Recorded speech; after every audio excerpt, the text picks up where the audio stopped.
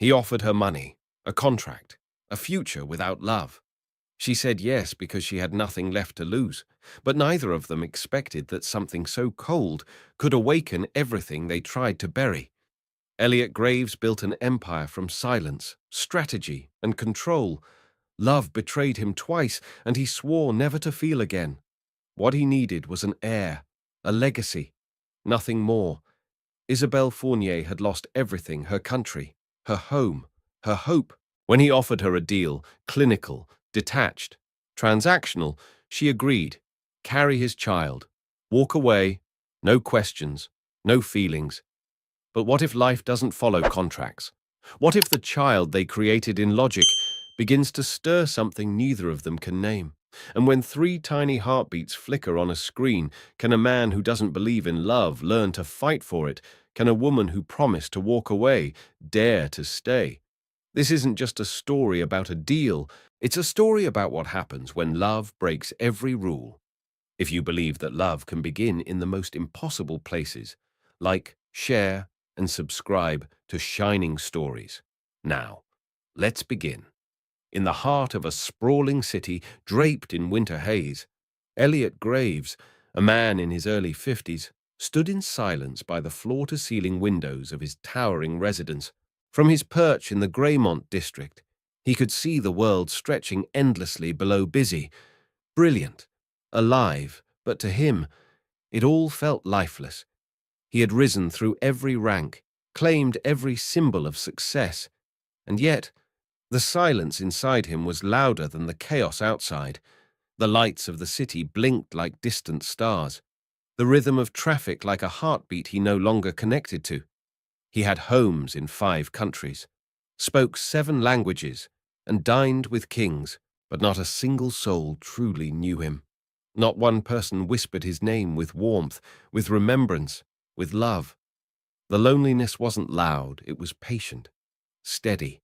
It had wrapped itself around his soul like ivy, and by the time he noticed, it had rooted itself deep. He did not crave romance anymore. That door had closed long ago. 2 failed marriages had drained him of any illusions he once held about love. He had learned that affection, in his world, often came dressed in expectation. What he now yearned for was something simpler, something permanent, a child, not born of passion, but of intention, a name to carry forward when his no longer echoed in boardrooms or headlines, someone to receive not just his fortune, but his forgotten tenderness. That evening, as he steered his navy blue coupe through the dense arteries of the city, the world rushed past him in a blur of horns and hurried footsteps. Near Valemont Square, the traffic light turned amber, and his car rolled to a smooth halt. As he reached for his phone, a shape moved beside his window. It was a woman, young, though time had clearly not been kind to her.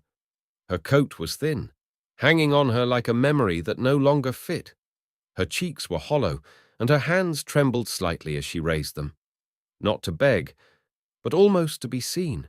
Her voice, fragile as wind through dry leaves, whispered, "Do you have anything?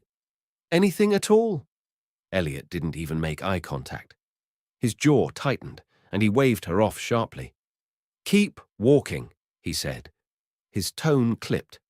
The light turned green, and he surged forward, disappearing into the evening. But even as the city swallowed him back into its rhythm, her eyes lingered in his mind. There was something in them. Not desperation, but a kind of quiet defeat. Something raw, human, unspoken. 3 blocks later, without understanding why, he pulled over. The car idled in the shadow of a forgotten building. He sat there for a moment, staring at the wheel as if it held an answer. Then, in a single breath, he turned around. The woman was still there, barely visible among the blur of motion and noise, and without knowing what he would say, or what he was truly doing, he returned. Without uttering a word, Elliot eased his car toward the curb, the engine's low purr barely cutting through the noise of the city. He rolled down the window slowly and looked at the young woman still standing there, her frame small against the backdrop of blinking signs and rushing strangers. "Get in," he said. his voice devoid of emotion. No questions. The woman hesitated, her storm-grey eyes, hardened by long nights on pavement and the kind of hunger that dulls the soul, narrowed cautiously. She had been approached before often, and nothing good ever came of it. With quiet resolve, she replied, "If you're looking for company, I'm not the kind that sells herself." Elliot's expression didn't flicker, but one brow lifted just slightly, as if mildly amused. "Don't flatter yourself," he said coolly. "You're not my type. You're not a risk. You're not a temptation. So stop the drama and get in. Or would you prefer to sleep on frozen concrete tonight?" She blinked, startled not by aggression, but by the oddly blunt truth in his tone. Something about the way he spoke wasn't threatening, it was just painfully honest, almost robotic. She stood for a beat longer, uncertain. Then, slowly, she walked around and opened the passenger door. The warmth of the car wrapped around her like a shock. As the vehicle merged back into the late-night traffic, silence hung thick between them. She sat stiffly, hands clenched in her lap. He glanced at her from the corner of his eye. She couldn't have been older than 30, but life had carved its lines into her too soon.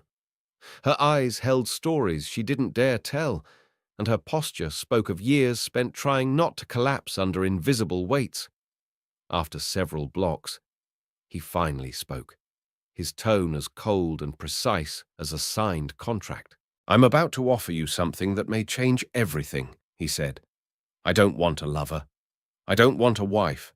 I want a child. Someone to inherit what I've built. I'll pay you well. Cover everything you need. When it's done, you walk away.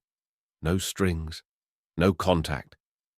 She turned slowly to him, her voice barely audible. A child. It was a word she hadn't tasted on her tongue in years, one that once meant hope, but now felt foreign and heavy. "You won't touch me," she added, uncertainty trembling in her voice. "No," he interrupted. "It's all clinical. There won't be anything between us. Not physically, not emotionally." He said it like he was reading a weather report. Flat, unmoved. She didn't respond. The world outside the car began to blur as her thoughts raced. Once, years ago, she had stepped off a plane believing this country would be her redemption, but somewhere between job rejections and sleeping under bridges, her dreams had crumbled into ash. Now, she was a shadow drifting through a city that never noticed her. Elliot sat beside her like a statue carved from marble, cold, still. But when she let slip a whisper in French barely more than breath, he tilted his head. "You think I don't know pain?" he asked. "I've walked through places you wouldn't believe. You said life doesn't stop hurting. Is this your way out?" She closed her eyes, her shoulders lowered like a flag at the end of a long battle. "Yes," she whispered. "It is." Elliot's voice remained composed, his detachment sharp as glass. He stared at her without flinching. "2 questions," he said quietly. "Your name, and what is it that you're trying to outrun?" The woman swallowed, her fingers gripping the edge of her coat. "My name is Isabelle Fournier," she replied, her accent lingering like a forgotten melody. "I'm from France. I arrived in this country nearly 6 years ago, chasing a promise I once believed in." She paused, then added, her voice frayed but not broken. "But the dream I followed here, it never showed up." Her words drifted into the space between them, soft and aching. "I left behind everything, my family, my language, my past. I thought that if I gave enough, sacrificed enough, this city would make room for me. Instead, it took everything I had: my job, my dignity, and the version of myself I once fought to protect." Isabel's eyes didn't meet his.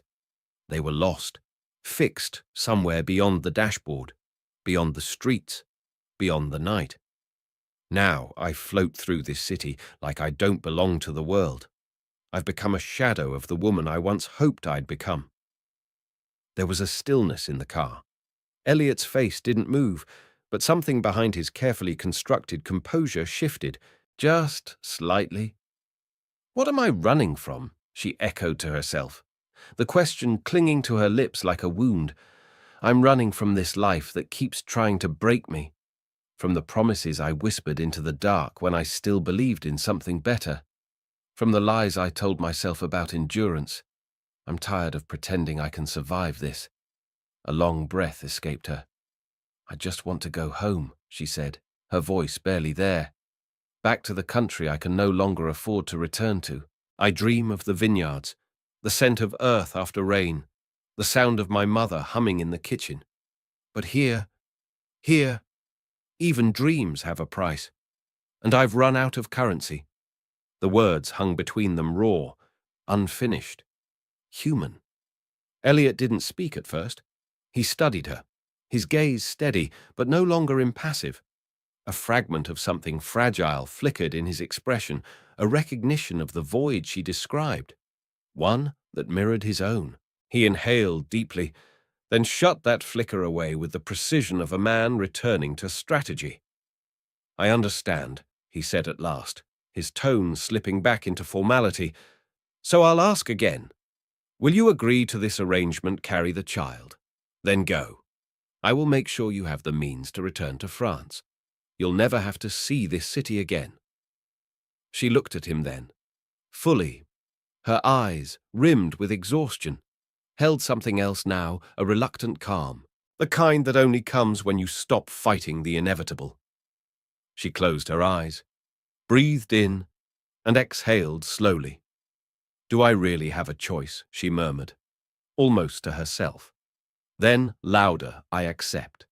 The words were neither bitter nor desperate. They were clear, final. Elliot nodded, the gesture crisp, like signing off on another high-stakes deal. "We'll prepare a contract," he said. "There will be overlaps. Terms to agree upon. I'll need your full legal name." "I've told you already," she replied softly, with a trace of impatience.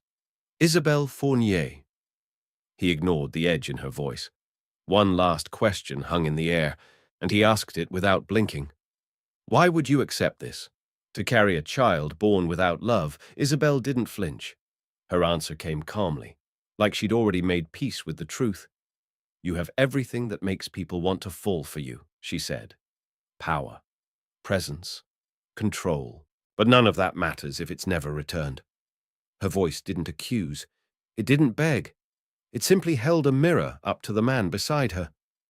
Elliot said nothing, but her words unsettled something in him, something he wasn't yet ready to name. Outside, the city blurred past them, but inside that car, time had slowed, suspended in a space between two strangers. One deal, and the quiet possibility that both of them were about to change far more than they intended.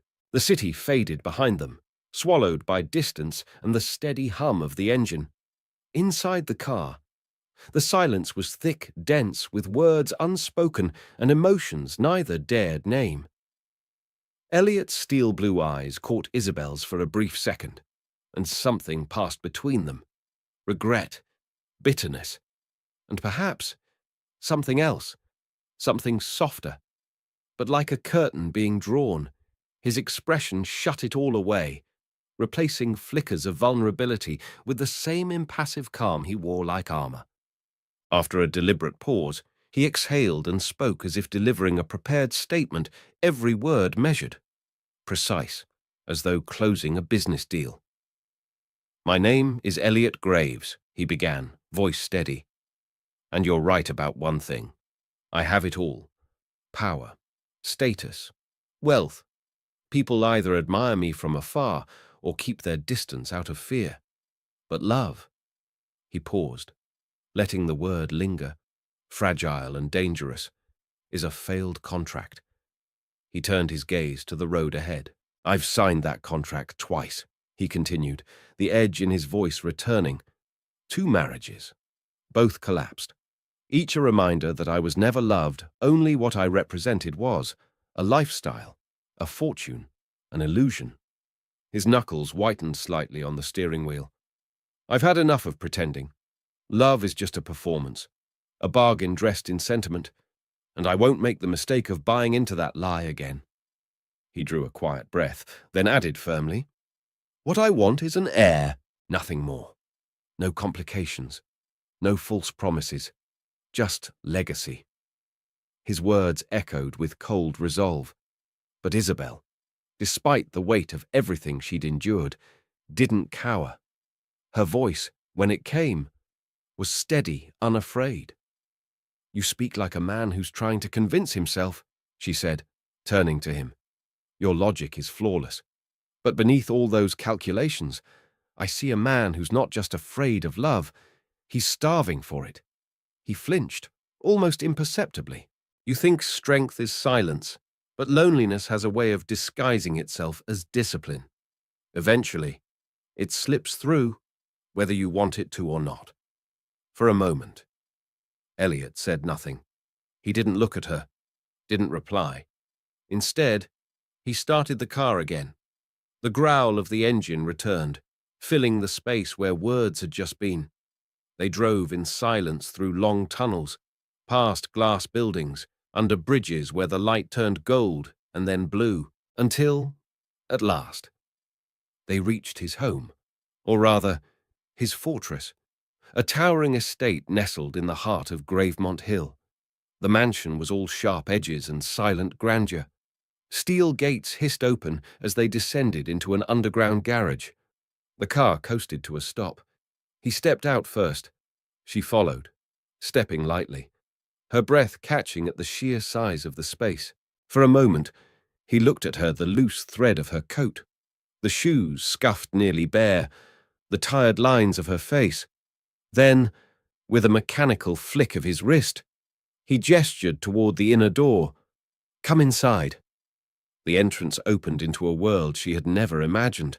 Gleaming white marble, a staircase that curved like a ribbon, sculptures that stood as still as he did. Artworks lined the walls, paintings she recognized only from books she used to borrow in libraries when she still believed in beauty. But here, in this place, beauty felt sterile. The mansion wasn't a home. It was a gallery of what money could buy, but not of what hearts could feel. The living room was more a showcase than a space for living, a fusion of stark modernism and grand wealth. Every line, every object, every color seemed selected not to comfort, but to command.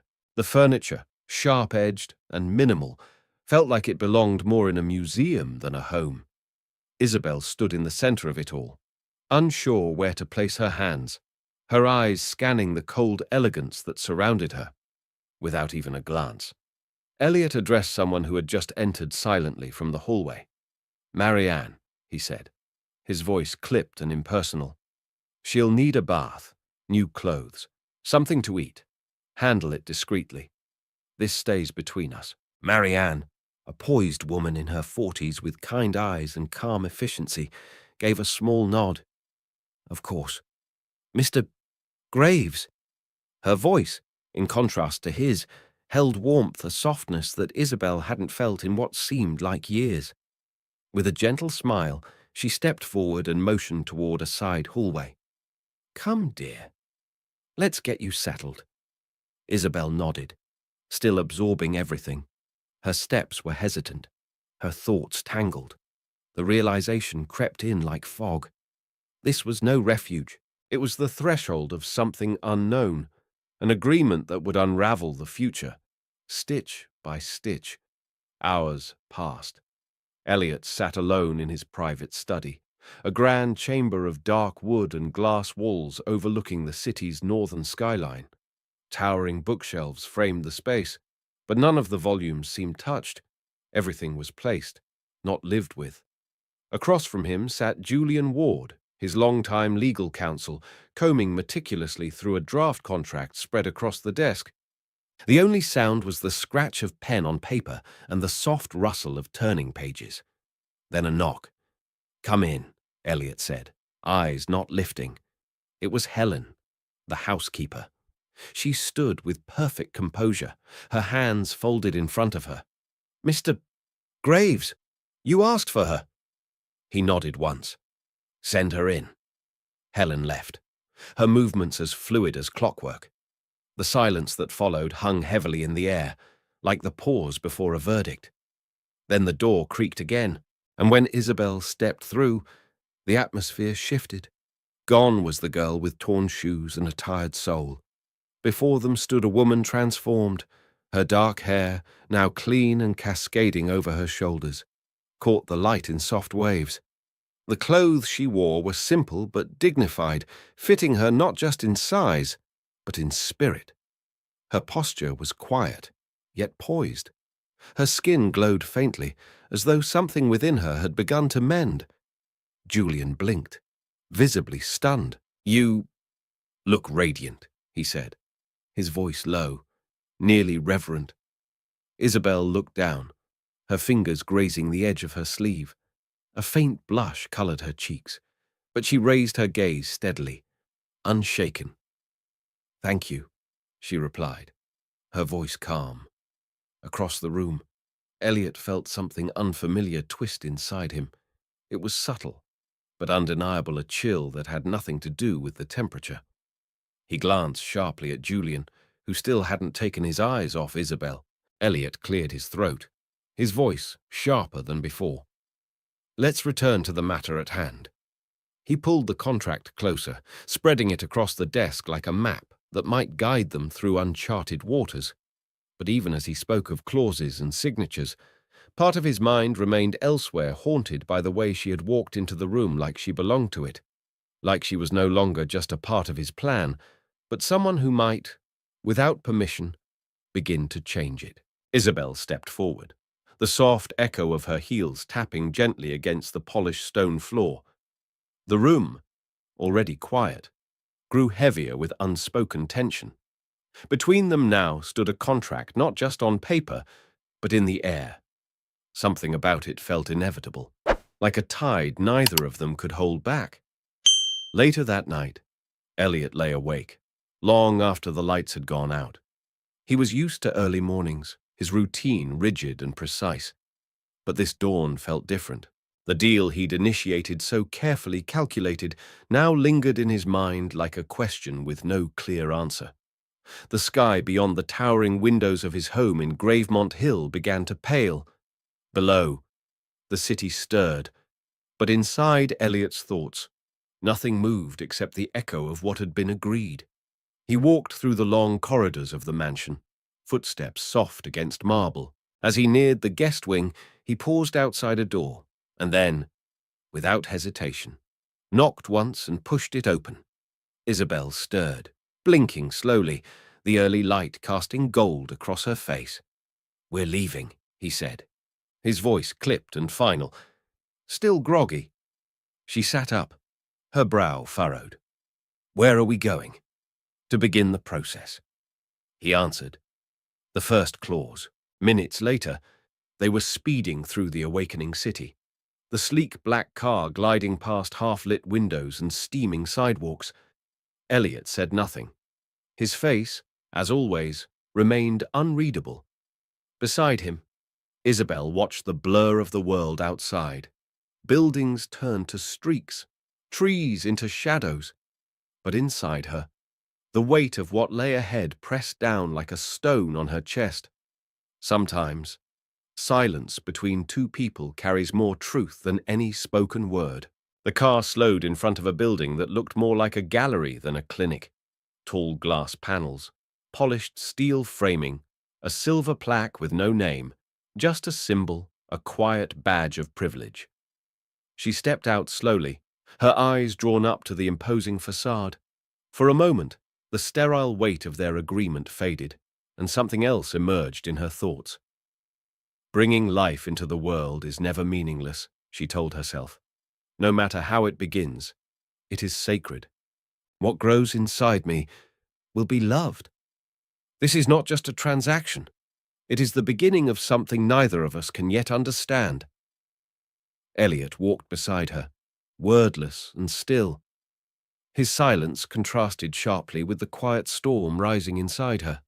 Together, They passed through sliding doors into a space of spotless white and carefully controlled calm. The clinic was silent, every detail perfected to the point of coldness. It was designed to remove doubt, to quiet fear. But for Isabel, the silence didn't calm, it amplified everything. Her hands were steady, but her heart was not. They were led down long hallways. A nurse spoke softly, pointing to forms and procedures. None of it truly reached Isabel. Her mind was elsewhere, on the future, on her body, on the strange and sacred road she had agreed to walk. Some steps, she thought, are heavier than others, not because of what lies ahead, but because of what we carry within. She walked forward anyway, and though the world around her was built of glass and silver, she held tightly to something far more fragile: hope. The silence inside the clinic seemed absolute, like a vacuum where even thoughts dared not make a sound. A team of specialists greeted them without delay, their movements precise, their faces unreadable. Everything they said came wrapped in a sterile professionalism perfectly articulated, yet untouched by empathy. Isabel nodded quietly through every explanation. She didn't ask questions. She didn't protest. And in that moment, surrender didn't feel like weakness. It felt like the only path left open. What followed was a sequence of orchestrated steps: consultations, blood tests, consent forms, scans, every detail arranged like the notes of a mechanical waltz, leaving no space for hesitation. Each visit to the clinic became more familiar, more routine yet with every appointment. The invisible weight of what they had agreed upon pressed harder against her chest, because some contracts aren't confined to paper. Some are carved into the quiet promises we make to ourselves, the kind that no one hears, but that shape the very course of our lives. Elliot rarely spoke during these visits. He stood beside her like an immovable shadow, supportive in action, perhaps, but emotionally distant. Isabel sensed it, and though she said nothing, part of her wished he would just once ask how she felt, not medically, but truly. The day of the procedure arrived quietly, without fanfare, as expected. The process was swift and impersonal. The sterile scent of the room only emphasized how clinical the arrangement between them had always been. And yet something changed.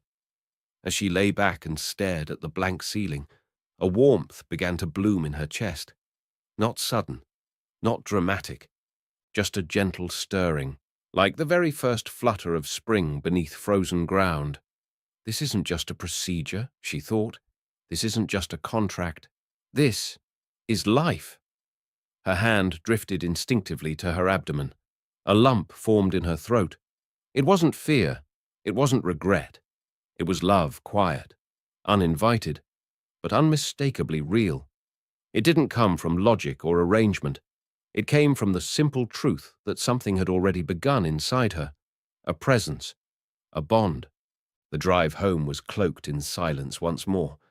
Outside the window, the city shimmered in the light of late morning, its streets a blur of motion and memory. Isabel didn't speak, but her heart was full. Elliot, eyes on the road, eventually broke the silence in his usual clipped manner. That was the first step. He said, "Now, we wait." His tone was precise, distant, as if they'd just ticked off another task on his carefully managed agenda. But Isabel couldn't stay silent. She turned toward him, her voice steady but lined with quiet fire. "Children aren't goals or plans," she said. "They're echoes of who we are, our legacies, our stories written into the world after we're gone." She paused, her gaze fixed on the road ahead, as though she were seeing something far beyond it. "Today, we didn't just fulfill a contract," she whispered. "We lit a flame. One no agreement, no logic, no condition will ever be able to extinguish." Elliot didn't reply, but something in his hands, on the wheel, tensed, and something in his heart, though he wouldn't admit it, moved. Isabel's words lingered in the air like the final note of a song that refused to fade. They hadn't been loud. They hadn't tried to change him, and yet They carved through Elliot's carefully constructed silence, slipping beneath the defenses he'd spent decades perfecting. For years, he had lived beneath the armor of strategy, of precision, of cold logic. His world was measured in outcomes, not emotions. But now, sitting beside her in the quiet cocoon of the car, he felt something stir. Not reason, not calculation, but something deeply, unmistakably human. He didn't know what to call it. A tremor ran down his spine. It wasn't fear, but it wasn't comfort either. It was the feeling of being known, and not for the image he projected, but for something far more vulnerable. Her voice, her presence, had reached into a place inside him that he thought he'd sealed shut long ago. He slowed the car and pulled into a side street where the city seemed to pause. The engine hummed softly, the only sound between them. His hands rested on the steering wheel, unmoving. His expression, usually so composed, now wavered ever so slightly. And then, almost against his own will, he asked her, "What do you know about the soul?" His voice was low, uncertain, a crack in his otherwise polished armor. Isabel turned her gaze toward him, her eyes calm and steady. She didn't flinch at his question. There was no triumph in her face, only understanding. "The soul," she said gently, "can't be bought. Elliot, you can sign contracts, build empires, control futures, but none of that will ever own what's real. Love doesn't need permission. It finds its way quietly into everything we touch, whether we mean to or not." Her words didn't challenge him. They simply stood there, like truth often does, unadorned and undeniable. Something in him shifted, something he couldn't explain, and for once, didn't try to. There were no spreadsheets, no logic maps to chart where this was going.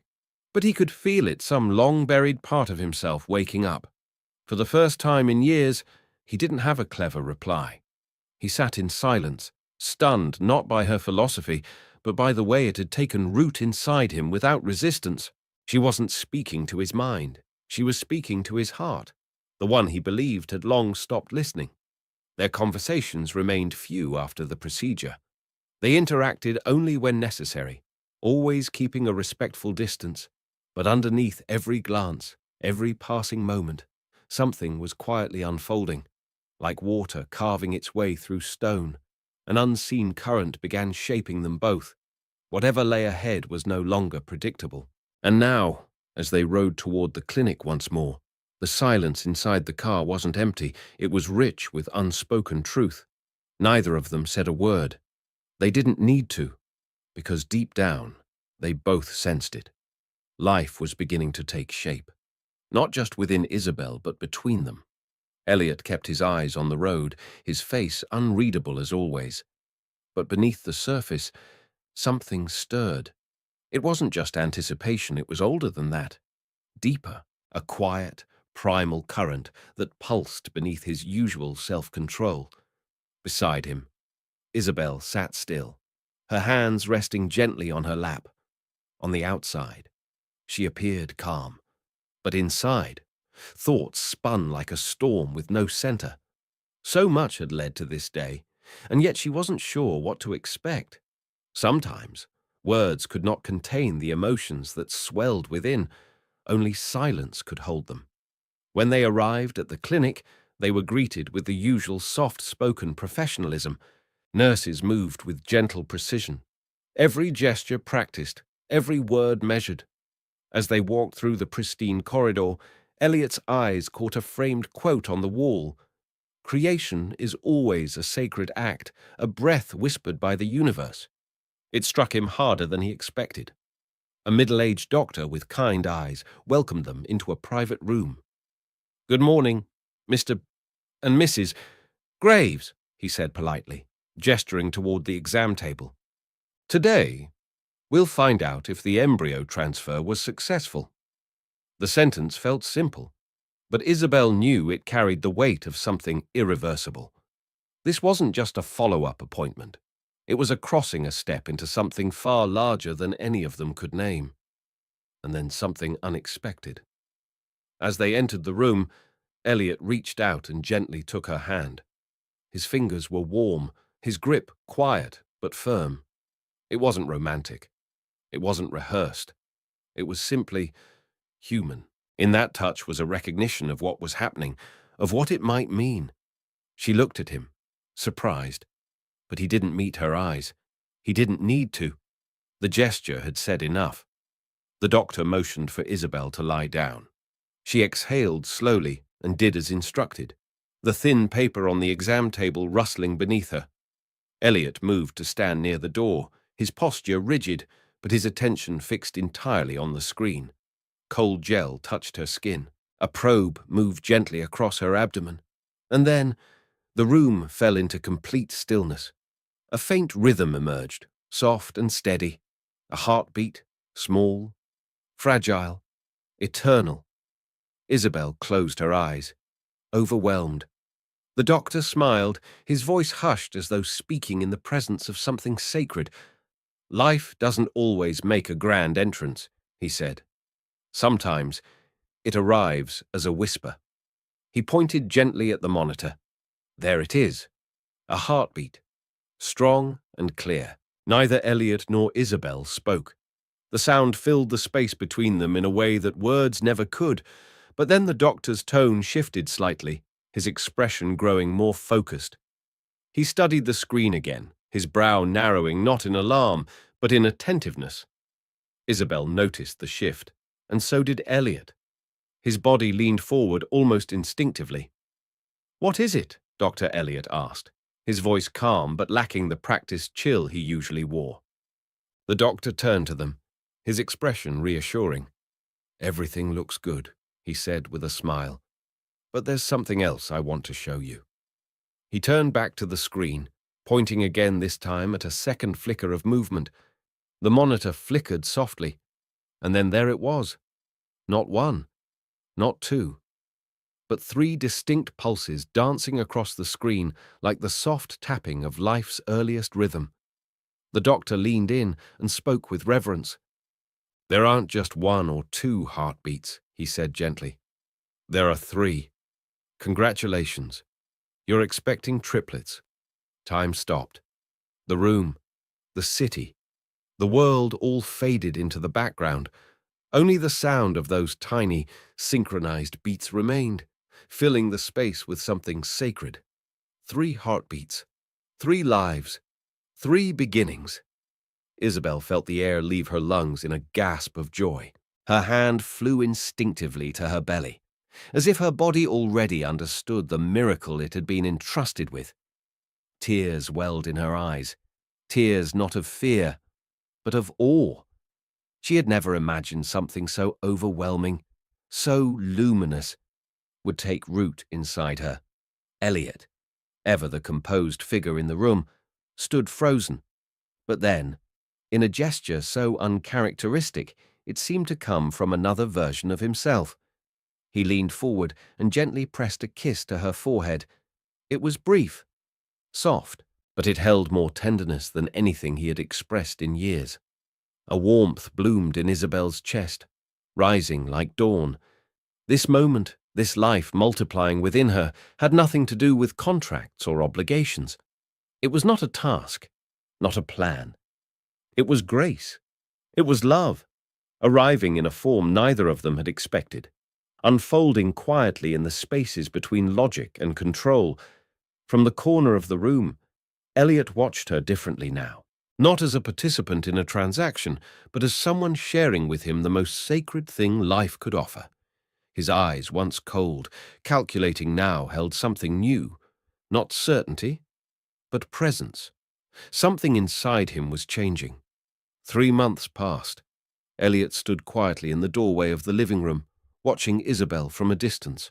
She sat alone on the terrace, the warm glow of late afternoon sunlight brushing against her face. A breeze moved gently through her hair as she rested one hand on the soft curve of her belly. She looked peaceful, entirely different from the woman who had first stepped into his world.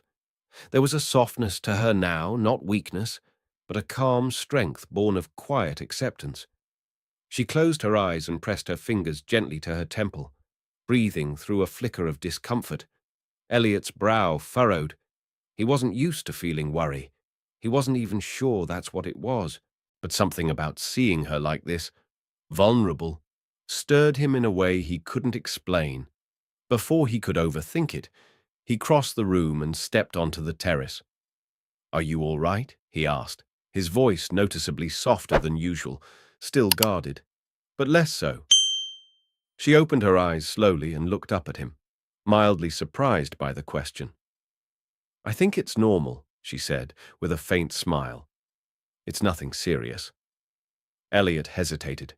His first instinct was to call someone Marianne, perhaps, or one of the staff, but something made him stop. Not everything could be handed off. Not this. Before she could say another word, he bent down carefully and lifted her into his arms. She gasped. "Elliot, you don't need to do that. I can walk." "No," he said simply, his voice unusually tender. "Let me." And for once, she did. Not because she had to, but because, in that fleeting moment, she felt the beginnings of something stronger than independence trust. As Elliot carried Isabel across the quiet terrace, he became aware of more than just her lightness in his arms. There was something unseen, something far heavier, the weight of change quietly taking root inside him. What should have been a simple gesture now felt like a quiet rite of passage. Each step carried them deeper into something unnamed. And though they said nothing, their silence was not empty. It was filled with the unspoken understanding that something between them had shifted, irreversibly. When they reached the bedroom door, Elliot nudged it open with his foot. He tightened his hold on her ever so slightly, not from necessity, but from instinct. Then he felt her body go still. Isabel's eyes widened in surprise. The room had changed. Gone was the cold elegance of before. In its place stood something warmer, softer, and impossibly tender. Fresh flowers stood in glass vases, their gentle fragrance floating through the air. A soft, oversized teddy bear rested on a corner dresser, as if waiting to be hugged. Subtle touches of pastel fabric and delicate patterns whispered of new life, of beginnings. Isabel brought a hand to her belly, her voice barely audible. "What?" Is this? Elliot stood beside her, quiet, watching her take in every detail. Her eyes glistened with disbelief, as though the reality of everything was only now sinking in, not through logic, but through feeling, through atmosphere. He looked away for a moment, uncertain. Then, with unusual gentleness, he answered, "I just wanted you to feel at ease," he said, his voice slower, quieter than usual. "I thought you might appreciate it." He wasn't used to offering softness, not in words, not even in action. But there it was, hesitant, genuine. "I wasn't expecting this," Isabel murmured, still turning slowly in place, absorbing the room's quiet transformation. Her voice trembled, not from fear, but from something that felt dangerously close to being moved. He helped her to the bed and sat at its edge, hands clasped in front of him, saying nothing. The silence returned, but this time, it wasn't heavy. It was shared. It was meaningful. Then Elliot spoke again, this time with quiet conviction. "I believe every new life deserves to arrive in light," he said, "in a place where love has already begun to grow." Isabel turned to him, her gaze deep and unwavering. Her voice, when it came, was like water smoothing stone. "Love doesn't ask for anything in return," she said softly, "but it changes everything. Even the hardest hearts eventually learn to listen." Elliot looked away, not because he was dismissive, but because the truth in her words unsettled something inside him. A warmth, gentle, unfamiliar, was beginning to bloom beneath the surface, and for the first time, he didn't push it away. The room fell into stillness once more, but now, that stillness felt like an embrace. Their hands remained entwined, and the breeze from the open window danced across their skin like a quiet blessing. They weren't the same people who had first entered into this arrangement. This was no longer a contract. It was a journey, one that neither of them had planned, but one they were now walking together. That morning, Elliot had woken with the weight of the day heavy on his chest. He hadn't planned on reflecting, hadn't expected emotion, but somehow, over the weeks, something had changed. Somewhere along the way, he had come to care for her, not as a symbol, not as a vessel, but as a woman who had quietly, irrevocably found her way into his guarded heart.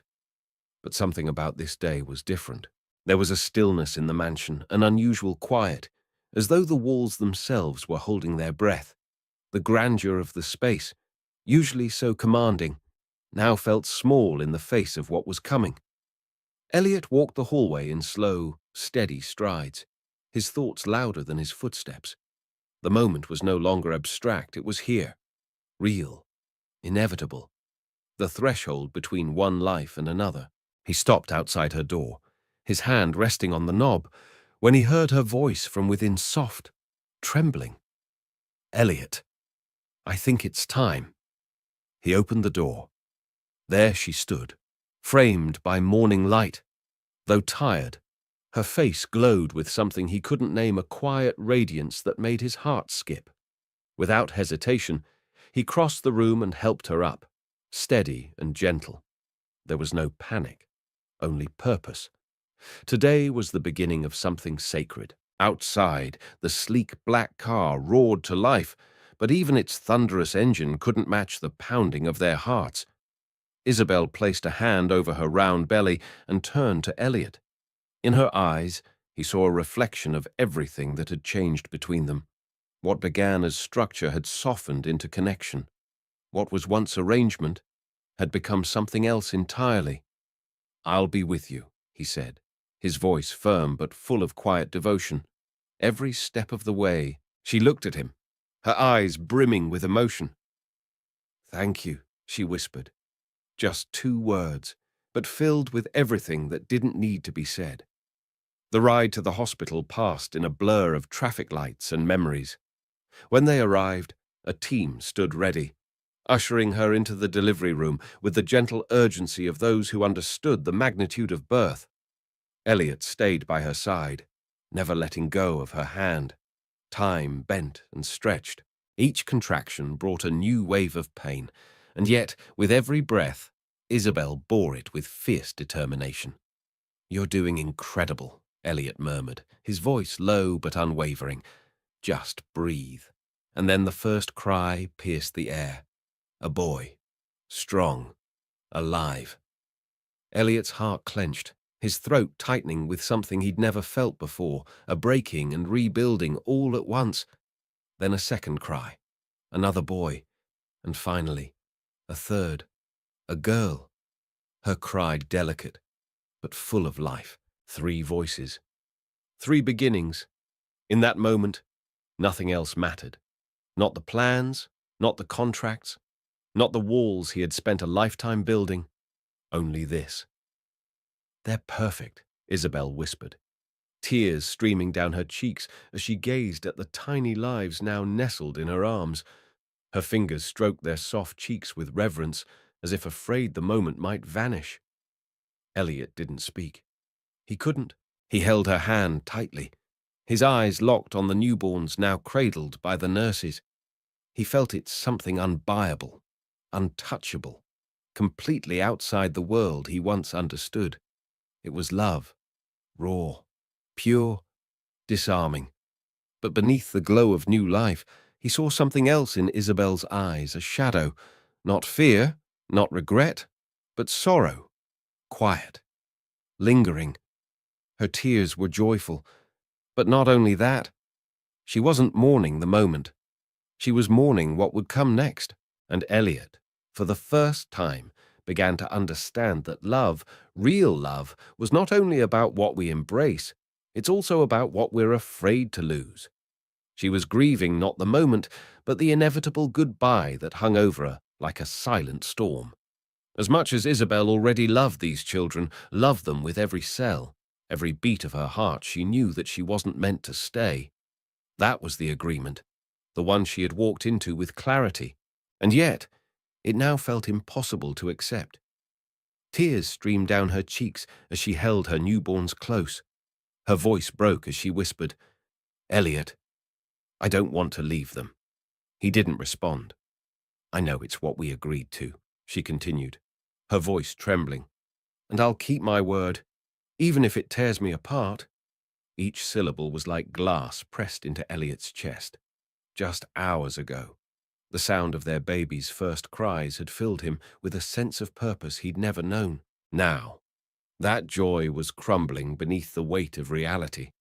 The cold legal terms, the signed contracts, they meant nothing compared to this raw, human pain. Without a word, he leaned in and pressed a kiss to her forehead. Her sobs trembled beneath his touch, and for the first time in years, a lump formed in his own throat, tight, unfamiliar, undeniable. This wasn't just about logistics anymore. This was about life, about love, and about what it means to truly belong to something larger than yourself. Isabel traced her fingers along her daughter's tiny cheek, her tears falling silently. There were no answers in that moment, only the ache of knowing what was coming. She had brought these children into the world. She had carried them, loved them, whispered to them in the quiet of the night, and now she would have to let them go.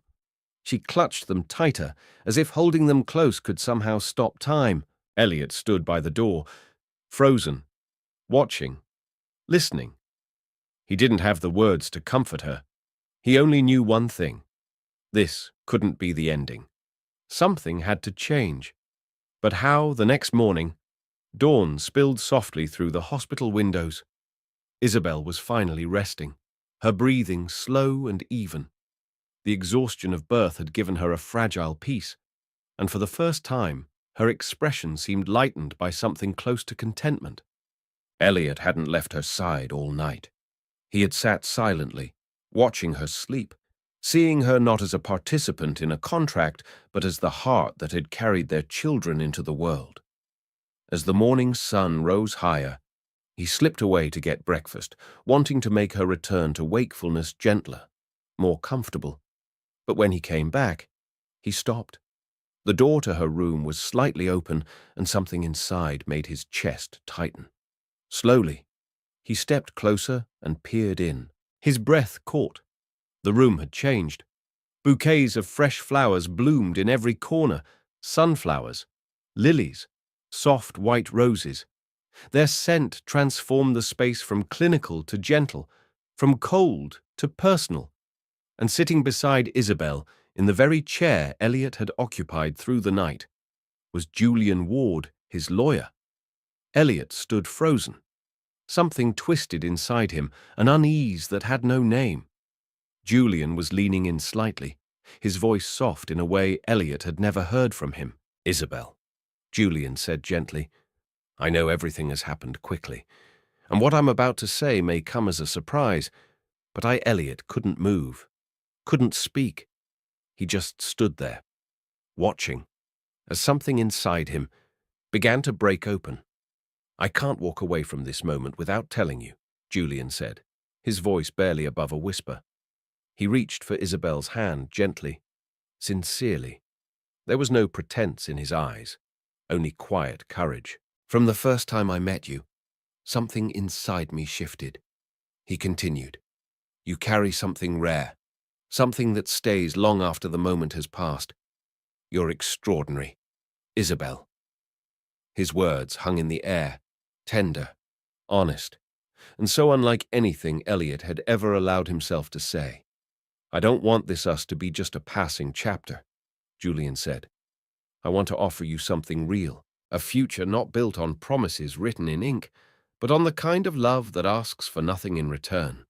Isabel, still pale from labor, blinked slowly. Her breath caught. Her eyes filled with disbelief. She searched for words that wouldn't come. "Julian," she whispered, barely audible. Outside the doorway, Elliot froze. A sudden, sharp pang stabbed through his chest, unexpected, uninvited, but undeniable. The flowers.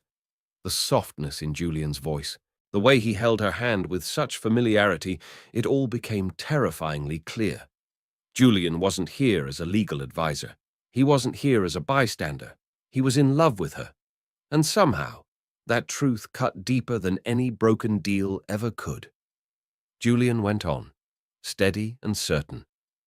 I want to build something with you, Isabel. Something without fine print, without roles or rules, just us. He inhaled, then reached into his pocket and revealed a small, elegant ring. Will you marry me? Time held its breath. And then the door swung open. Elliot stepped into the room, the sound of his entrance loud and sudden in the quiet. Julian pulled his hand away instinctively, turning to face him. His expression remained calm, but there was no mistaking the significance of the moment. Elliot, he greeted, his tone smooth. You're back earlier than I expected. Elliot walked toward the bed with deliberate composure. His posture was rigid, his steps controlled, but his eyes were fire. He looked at Isabel, who sat motionless, stunned. Her gaze flicked to the flowers, bright blooms filling the room with warmth that hadn't been there before. He spoke, his voice sharp. The flowers. He said, they're from you. Aren't they? Julian nodded, unfazed. Of course. She deserves to be surrounded by beauty. Don't you agree? The words were soft, but Elliot heard the quiet challenge embedded in them. He didn't respond at first. The tension in the room thickened, pressing in on all sides. Then Elliot spoke again, his voice laced with something darker. I see you've given her more than just flowers, he said. A marriage proposal, in a hospital room, right after childbirth. Julian rose to his feet. There was no anger in his face, only quiet resolve. Yes, Elliot, he said. I offered her something real, not paperwork, not obligation, just love, the kind that sees her, the kind she deserves. Elliot clenched his fist at his sides, struggling to keep control. For the first time in his life, the carefully laid architecture of his plans was unraveling right before his eyes. He had always believed he held the future in his hands, that he could shape it, secure it, seal it. But now, in this quiet room filled with life and tension and truth, he saw the undeniable reality Julian was not just passing through, and Isabel might no longer be his to hold. This isn't the moment to push her into any life-altering decision, Elliot said, his tone low but firm. She's just given birth. What she needs is rest, not more weight. Julian didn't flinch. You're right, he said quietly. She does need rest. But that doesn't mean what I feel should be dismissed.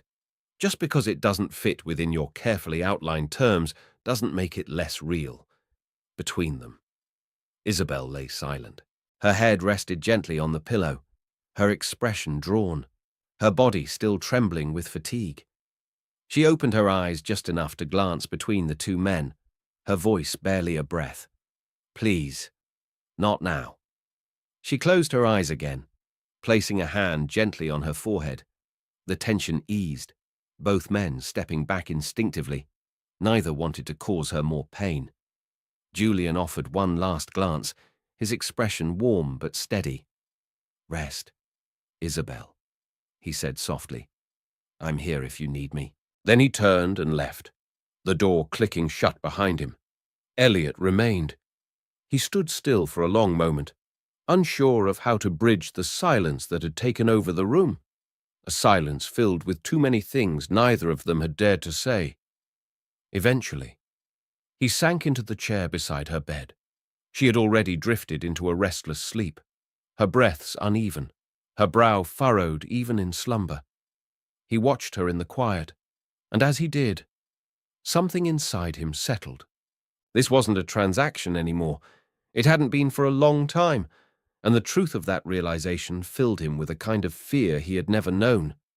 Not fear of failure, not fear of risk, but fear of losing something real.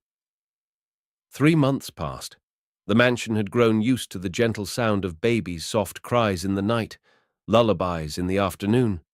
But beneath it all was a quiet ache that never went away. Isabel had honored every part of the agreement, and today she would leave. In her room, she packed the last of her belongings.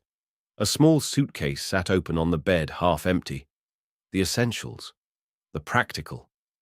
But nothing could make space for what she was truly carrying inside. The wealth Elliot had promised her no longer meant anything.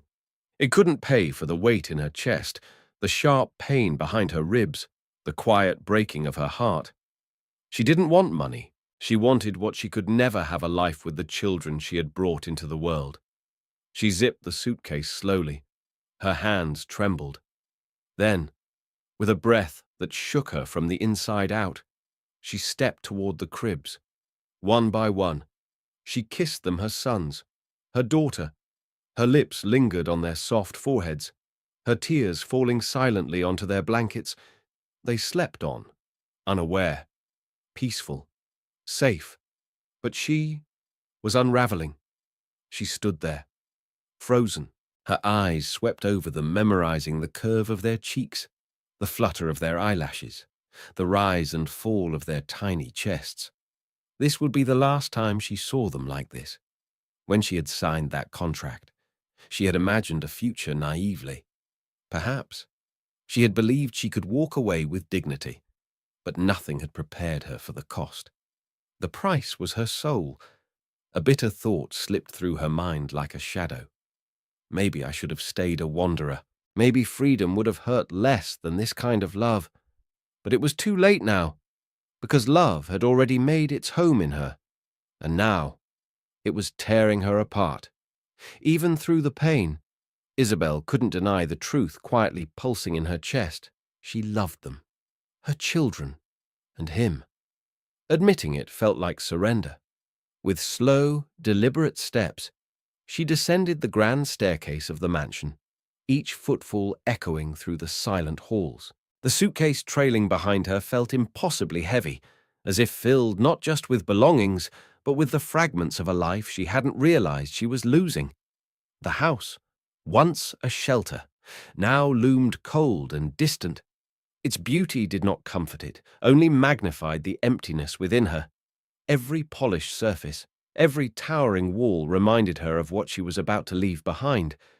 When she reached the massive front doors, she hesitated. Her hand hovered over the knob, trembling. This was it. The end. A choice she had made long ago, now closing in with full force. She would go. To the airport. To another country. To a version of life that no longer felt like hers. She inhaled, steadying herself. She had promised to honor the agreement no matter the cost. Just as her fingers began to turn the knob, a voice cracked through the silence like thunder. "Isabel, where are you going, Elliot?" His voice echoed through the foyer, raw and urgent. She froze. "It's him, isn't it?" he demanded, stepping from the shadows. "Julian, you've fallen for him." Her eyes closed tightly, tears threatening again. Anger and heartbreak churned in her chest, but when she opened them, her voice came quiet, resolved. "You still don't understand," she said. "This isn't about Julian. This is about the contract, about what we agreed to. I have to leave." That was the final clause. Remember, he stepped closer, breath uneven, eyes locked on hers with a look she'd never seen before. Fear. Then, without a word, he reached into his coat and pulled out the contract, the one that had brought them together, that had shaped every decision, every line they'd crossed. But he didn't read it. He didn't argue. With a sudden, almost desperate movement, he tore it apart. The papers fluttered to the floor like fallen leaves, silent, soft, final. Isabel stood frozen, her breath caught in her throat. "I'm sorry," Elliot said, his voice breaking. He sank to his knees before her, hands trembling, eyes shimmering with unshed tears. "You've taught me something I didn't believe was possible," he whispered. "I told you I couldn't love again, that after being betrayed, love felt like a trap." He swallowed hard. But not all love is tainted. Not all promises are empty. You showed me that. You showed me that not every rose should be hated because one thorn cut too deep. His voice cracked.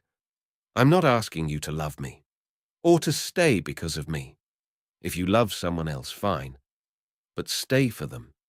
Stay for our children. The pain etched into Isabel's face slowly began to shift. She looked at him, not the man of control and precision she had once known, but a man stripped bare, a man on his knees, not in power, but in humility. And for the first time, she saw not just the father of her children, but a man capable of loving, truly loving, even if it terrified him. He had once built his world out of calculation, of numbers and contracts, every piece of his life arranged with cold precision. And now, here he was, undone by the fear of losing the one thing that had never been planned her. Months passed. The mansion, once cold and quiet, was now filled with laughter, soft cries, tiny footsteps, and the music of life. Their wedding had been simple, intimate, no spectacle, just love. In their arms, they held their children, 3 tiny miracles, each one a living testament to a story that began as a transaction and bloomed into something sacred. Elliot stood by the window one morning, the sunlight spilling over Isabel and the children. He looked at them and knew. He had once signed a contract, but this was a commitment, not to terms, not to expectations, but to love, to family, to the life he never thought he was allowed to have. If this story moved you, we invite you to leave a like and follow our journey. At Shining Stories, we believe in the quiet power of shared hearts. Tell us your stories, your moments, and together, let's build a space where love like this can grow and be heard. Stay with us. There's more to come.